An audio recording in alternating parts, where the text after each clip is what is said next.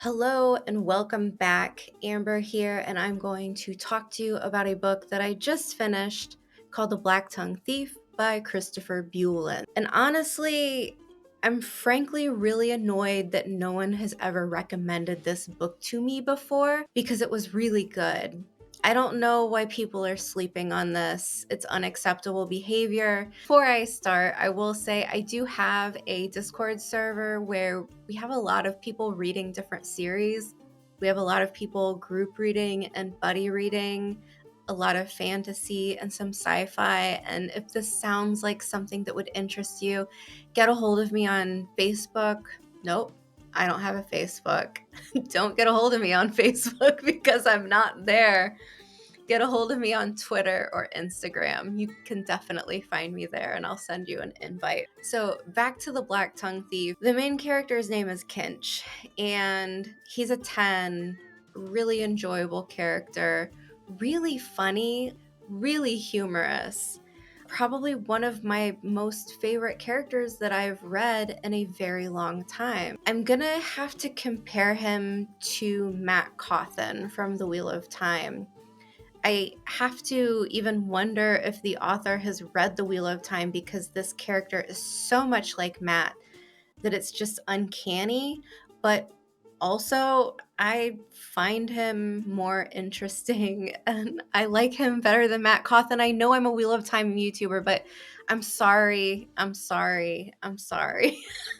Like, this is just, I don't know what to say.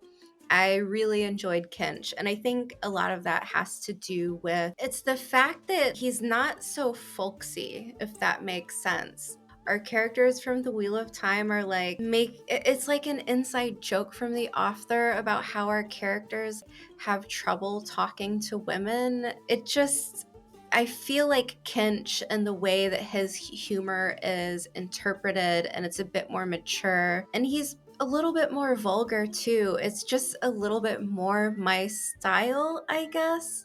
And I'm not hating on the Wheel of Time because I love it. But like I think where the Blacktongue Thief stands out is it's not in this naive folksy fantasy genre, but it's also not grimdark either. It's somewhere in the middle, which is I think a solid place to be. It also feels slightly modern in a way where it definitely has roots in traditional fantasy, but the voices of the characters and their internal thoughts somehow feel fresh and new and modern in a way. So let's talk about the premise of the story. We've got a thief named Kinch, and he is in debt to the guild who taught him how to be a thief. He can also do small acts of magic. Like he can adhere to walls to kind of slink and creep and scuttle about. He's trying to get this money back to his guild, otherwise they're going to kill him. And, or something worse than death, which use your imagination. But as he's trying to come up with ways to get this money, he runs into a female soldier named Galva, who she's really great too. She kind of fits that stone-faced warrior of few words archetype. Only I think her most interesting quality is that she can call down a giant crow that she uses to disembowel and kill people. So she's got that going for her. And I really enjoyed Galva and her bird. We have another character named Noragal, who is a young witch in training, who was also a very enjoyable character. And I like that Christopher Buehlman had he had his main character be a guy, which he's probably feels more confident writing since we're, inside his point of view the whole book, but he's surrounded by strong, kick-ass female characters, and I can appreciate that. So moving on, I want to talk a little bit about pacing. And I think with this book, One of the cool things is that it kind of rises and falls with the pacing. You go up and down. You've got moments where you're on this journey, on this fellowship, if you will, and our characters are constantly just running into one antagonistic force after the next. So it's like a little bit of travel. You get to one place, you meet a new person, and then all hell breaks loose, and it's warbirds disemboweling people, people throwing magic around, magic shields, people using swords. Like, it's typical fantasy, but it's good. And the pacing reflects how, I think, even keel the writing is. You've got highs and lows, a lot of battles, a lot of characterizations, and a lot of world building. Speaking of world building, this is another thing where the book excels. Christopher Buehlman, I have to assume, has had this one in his noggin for quite some time, because it is very fleshed out, lots of different nations, lots of different backstory on which nations get along with and don't get along with other nations. You've got something that I really love is the way that certain characters will stereotype the other characters of other nations, where it's like, those people over there, like, no sense of humor, stuff like that.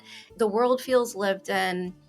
We've also got a lot of different types of species within the story, which makes it feel bigger and more grand and more over the top.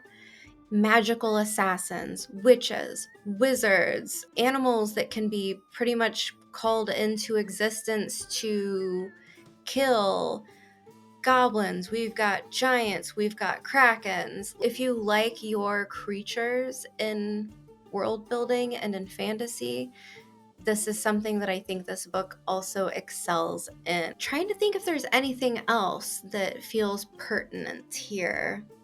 I don't know, like, these are just my off the cuff thoughts. Honestly, I'm not even sure why I picked up this book. Obviously, no one recommended it to me, which is a tragedy.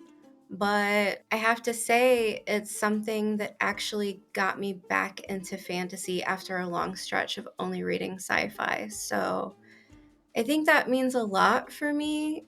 That makes it special for me. And I think if you like fantasy, if you want something that's a little bit of a palate cleanser in between, like if you're reading a big, chunky series with multiple books, I would say The Blacktongue Thief would be like a very good book to jump into. And good news is that the author has currently written another book that's not so much part of this series, but it's a bit of a prequel taking place during this massive war that happened before the timeline of The Blacktongue Thief. And I will also be reading that, so maybe I will do another little short review on it here. That wraps things up. Thanks so much for listening. Please like, please subscribe. It really, really helps the video out, and it helps me out. And if you enjoyed this, give it a share, and I will be back next